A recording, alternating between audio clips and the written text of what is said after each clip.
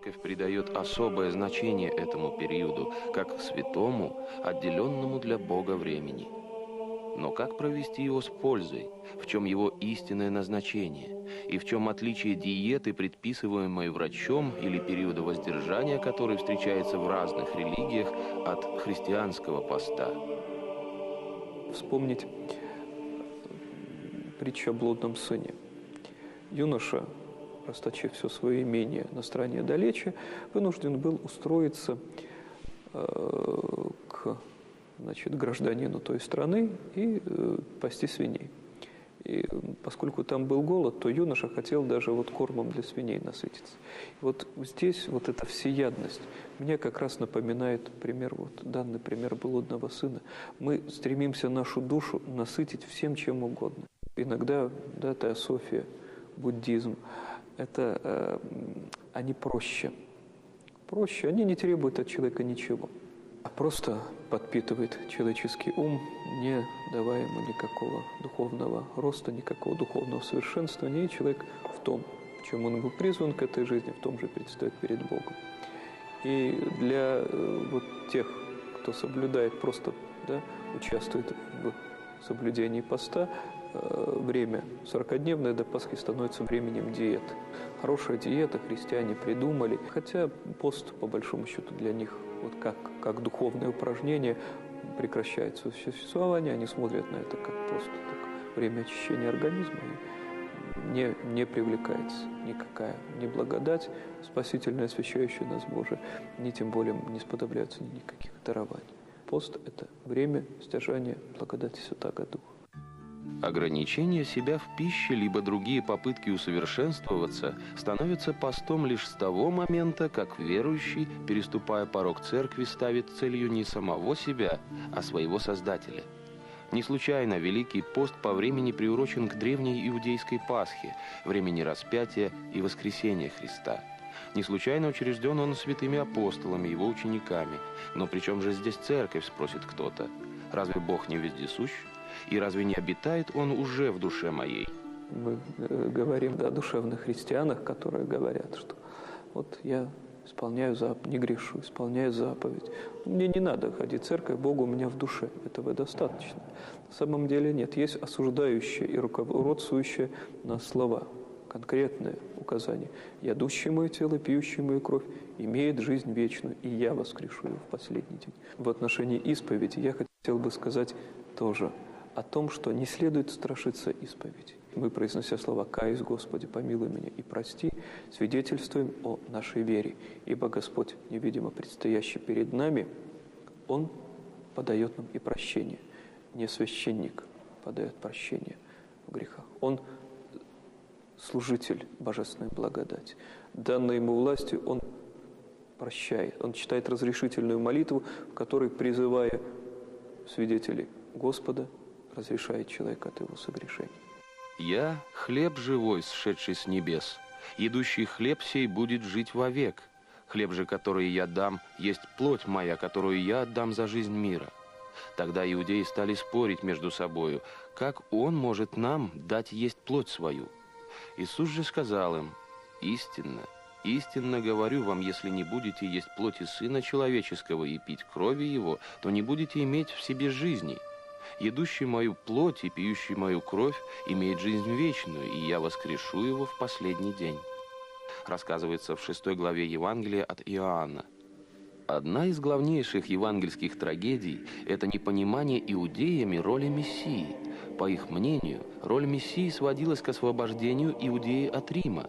Вместо этого Христос предложил ему веровать в Него как в Сына Божия, который примет позорную казнь на кресте за грехи всего человечества.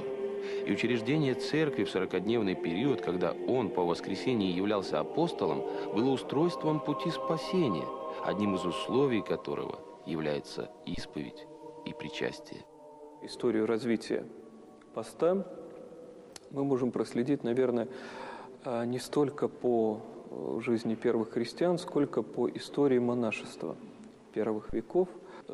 Образ очень достаточно строгий нам представляется.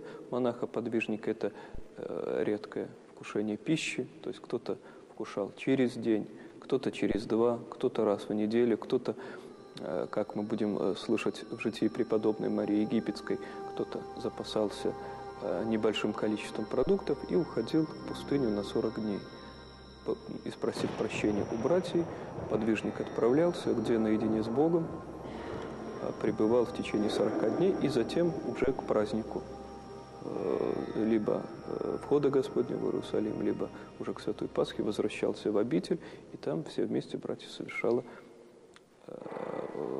молитву, общую молитву праздничную.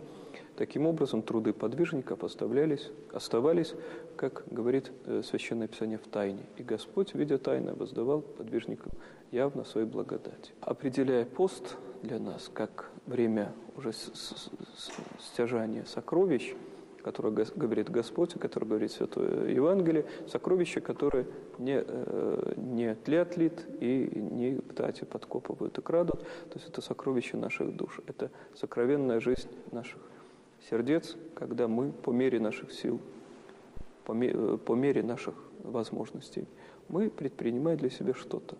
Да? Либо это молитвенный какой-то труд, либо это трезвение, да, наблюдение за собой. Как говорит псалмопевец Давид, широка заповедь зело. Да? Заповедь о любви достаточно широка.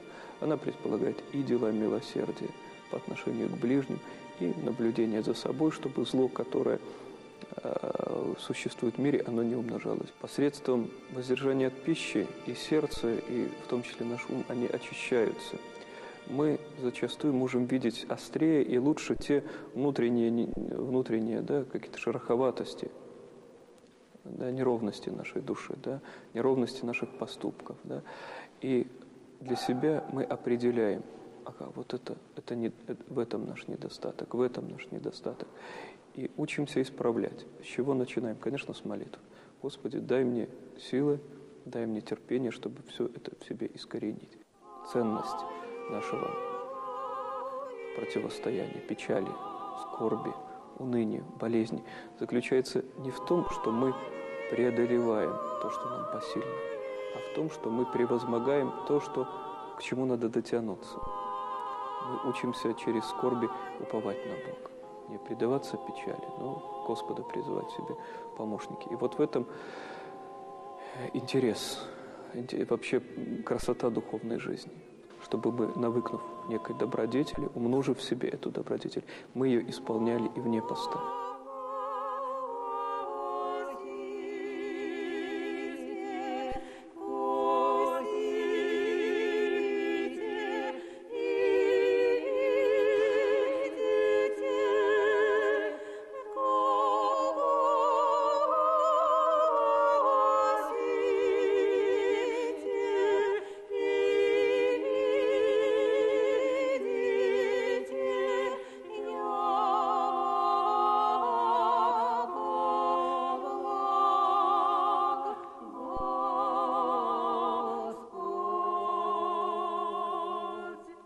Мне хотелось бы, наверное, пожелать всем приходящим в постные дни в храм вслушиваться в богослужение, приучать свою мысль и свой слух к церковному пению, к церковному чтению, потому что во время поста открывается вся забота церкви, вся любовь Божия к человеку.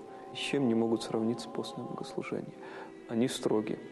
Они приучают нас к труду духовному. Совершаются великие поклоны, которые служат для нас тоже примером смирения. Ибо мы повергаем себя перед Господом. В нашем духовном состоянии мы преклоняем наши колено перед Господом, свидетельствуя тем самым, что Он наш Владыка и Господь, и мы с нашей волей склонны к такому поврежденной нашей волей, порочной нашей свободы, мы все-таки находим в себе силы и честность сказать, что, Господи, мы несовершенны, но Ты наш Создатель, Ты наш Творец, и мы себя повергаем перед Тобой, дабы на нас исполнилась Твоя воля благая и совершенная. Великий пост состоит из нескольких периодов. Подготовительный период включает в себя 3 недели. Неделю о мытаре и фарисее, неделю о блудном сыне и неделю о страшном суде, которую в народе именуют Масленицей. Первая неделя Великого Поста начинается после прощенного воскресения и воспоминания Адамова изгнания из рая. Как показывает Евангелие от Матвея, сам Господь говорил ученикам: «Если ты принесешь дар твой к жертвеннику, и там вспомнишь, что брат твой имеет что-нибудь против тебя, оставь дар твой перед жертвенником и пойди, прежде примирись с братом твоим. Мирись с соперником своим скорее, пока ты еще на пути с ним, чтобы соперник не отдал тебя судье, и не ввергли бы тебя в темницу». Далее следуют недели торжества православия: Григория Паламы, крестопоклонная, Иоанна Лествичника, Марии Египетской.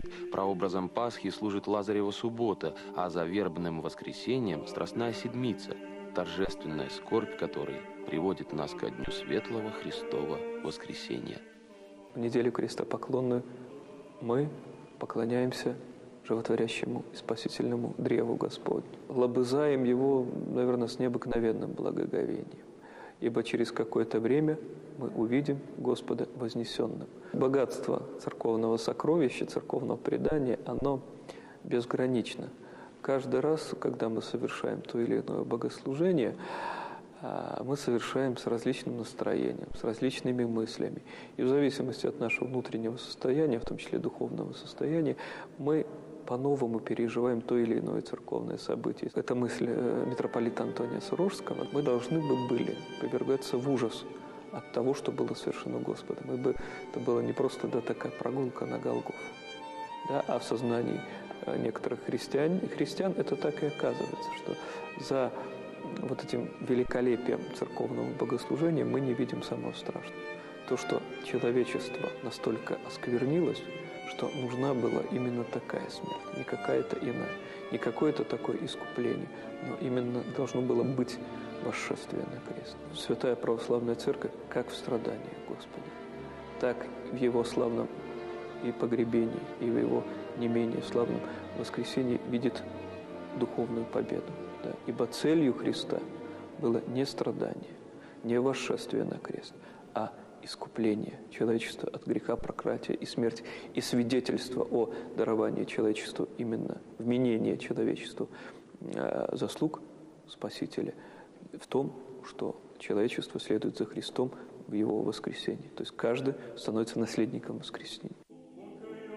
«Вначале созидается тело душевное, потом духовное, — говорит апостол. Прежде чем брать на себя подвиги святых отцов древности и тем более возлагать их на наших детей, спросим себя, перешли ли мы уже ту грань, которая отделяет нас от животного мира? Во всем ли мы люди? Открыто ли для нас богатство мировой духовной культуры, прозрение гениев, океан эмоций и переживаний людей, живших задолго до нас? Не живем ли мы лишь инстинктами самосохранения и размножения? Не пожираем ли мы ближнего внутренне кипящей в нас злобой и раздражительностью? Не предаем ли мы тех, кого еще вчера любили? Не отказались ли ради сытости от творения дел добра и любви? Потрудимся же прежде всего стать людьми, и тогда возымеем возможность приблизиться и к миру ангельскому. Великий пост, он вообще особняком, он отдельно стоит, он поэтому называется Великий. То есть он один такой в году. Великий пост – это вот та десятина, которую, каждый христианин, пытается хоть чуть-чуть стать лучше, если он хотя бы прислушивается к церкви. То есть кто-то из святых говорит, что если за пост ты ничего, хотя бы на волосок лучше не стал, то пост прошел зря. Пост – это совокупность и отказа от того, чем мы отдаляем сами себя от Бога. Говорят, я раб своей привычки, например, человек курит. И он понимает, что это плохо, но он бросить не может. Это та самая страсть. Бросают, как правило, могут с Божьей помощью люди. То есть те, которые понимают, что они сами с этим справиться уже не могут. Страсть на самом деле очень разные бывают. Например, бывает, когда человек все деньги тратит только на одежку. Или у человека страсть, он любит вкусно покушать. То есть церковь никогда не говорила, есть там испорченные продукты, старые, гнилое или что-нибудь такое.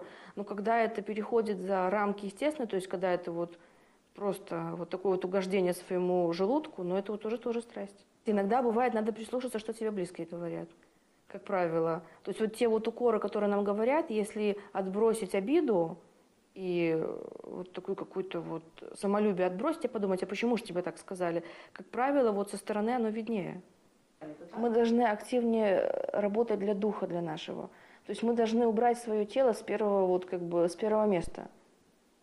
То есть если мне, например, не хочется, но вот кому-то нужна моя помощь, надо постараться как-то себя переломить и чуть-чуть хотя бы вот своего времени, даже вот как вот для себя, которое вот хотела оставить, но где-то отдать чуть-чуть. Делать это ради Бога надо. Сколько же надо человеку, чтобы оставить память предку, совесть чистой сохранить, Бога и людей любить? Я написала стихотворение впервые в жизни, когда начала поститься. Вы можете представить себе?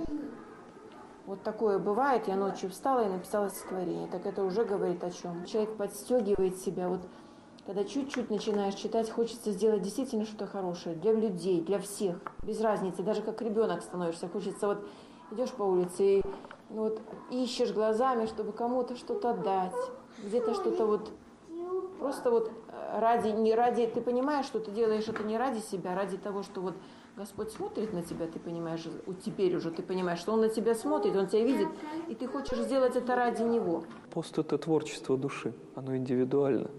Каждый что-то в себе созидает, каждый созидает свой дом. Церковь, любя каждого и согревая своей любовью, каждому говорит: придите ко мне вслед за Господом, все труждающиеся и обремененные, и я упокою вас. Пост – это благое иго Христово. Церковь никогда не стремилась к тому, чтобы обременить человека непосильным ярмом, той ношей, которую человек не смог бы нести. И она говорит: совершенному воздерживайся от пищи и воздерживайся от зла. Новоначальному она говорит: учись. Учись и осознавай, что ты христианин. Твоя обязанность своей жизнью свидетельствовать о вере, своими поступками свидетельствовать о существовании заповедей и, наконец, своими трудами найти то место в храме, которое для тебя будет радостным, которое будет твоим местом, которое ты, заняв, сможешь без рассеяния, без какого-то расточения духовных сил возносить Господу молитвы чистым сердцем, светлым разумом. Часто люди, приходя в церковь и пытаясь жить церковной жизнью, хотят поделиться этой радостью с ближними, но наталкиваются, мягко говоря, на непонимание. Их начинают упрекать в излишней ревности или оставлении своих непосредственных обязанностей. И здесь следует помнить святоотеческое напоминание о том, что рассуждение является матерью всех добродетелей. Мы не покидаем в пост дом и работу. Семья и дети в пост никуда не исчезают. Как же правильно соблюсти разумную меру, приобщая ближних к радости общения с Господом? Не надо быть ханжой. Привлекать внимание всех на то, что ты пытаешься поститься. Уже мы побеждены дьяволом. Уже у нас нет ценности поста духовного. Мы все расточили. Поэтому, как говорит Святое Писание, эти евангельские слова будут звучать, надо в тишине своего сердца, в сокровенной клете обращаться к Господу. Не обращать внимание на ближних, на свой труд духовный. Ценнее своей любовью, своим терпением, своим рассудительностью, своей мудростью привлечь людей к церковной жизни. Вообще христианину должна быть присуща скромность. Чрезмерная скромность, она уже вызывает какое-то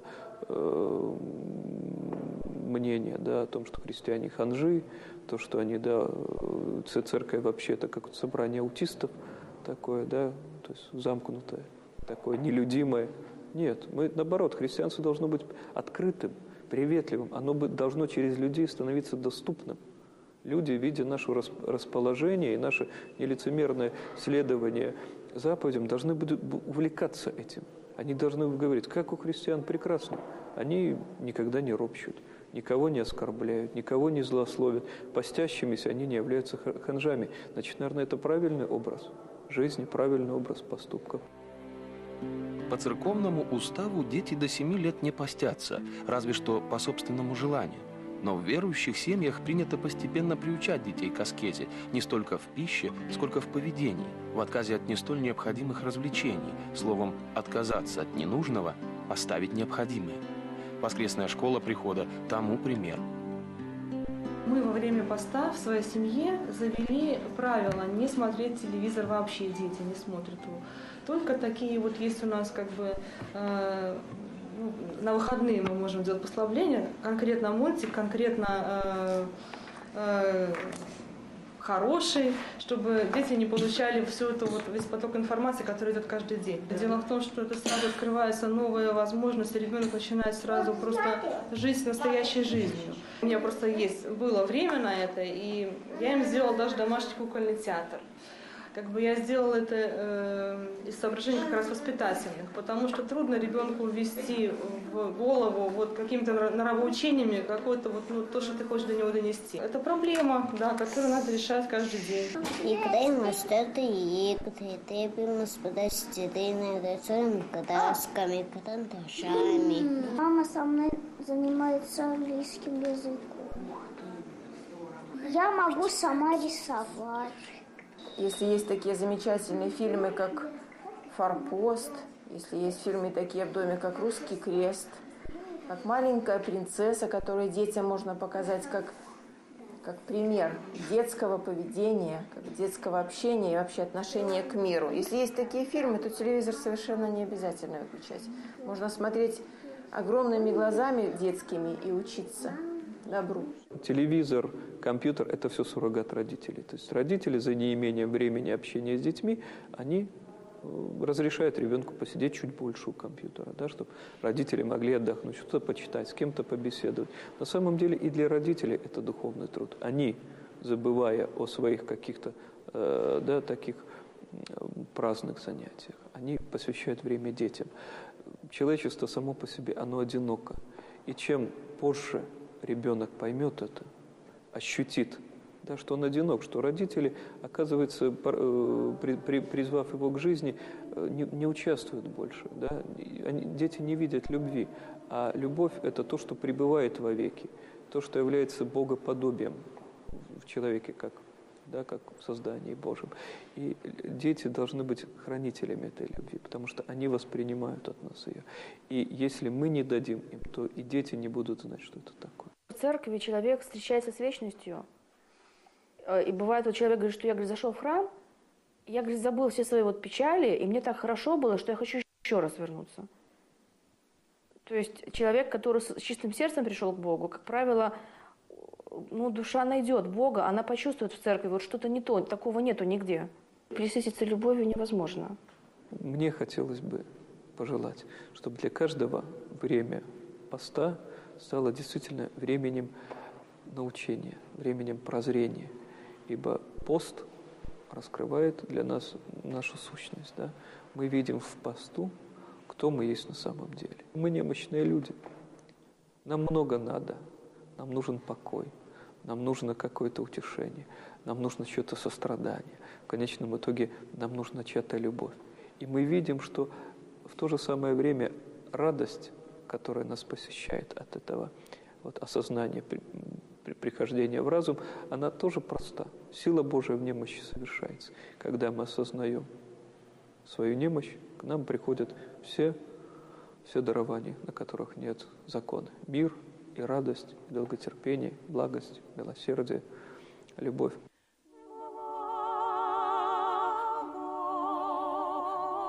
Святой Силуан Афонский говорил: «Если брата укорил, осудил или опечалил, то свой мир потерял. Если тщеславился или превознесся над братом, то потерял благодать. Если блудный помысел пришел, и ты не сразу отогнал его, то душа твоя потеряет любовь Божью и дерзновение в молитве. Если любишь власть и деньги, то никогда не познаешь любви Божией. Если волю свою исполнил, то ты побежден врагом, и уныние войдет в твою душу. Если брата своего возненавидел, то значит отпал ты от Бога, и злой дух овладел тобой. Зато страдаем, что не имеем смирения. В смиренной душе живет Дух Святой, и Он дает душе свободу, мир, любовь и блаженство. Люди не учатся смирению, а за гордость свою не могут принять благодать Святого Духа, и поэтому страдает весь мир. А если бы люди познали Господа, какой Он милостивый, смиренный и кроткий, то за один час изменилось бы лицо всего мира, и у всех была бы великая радость.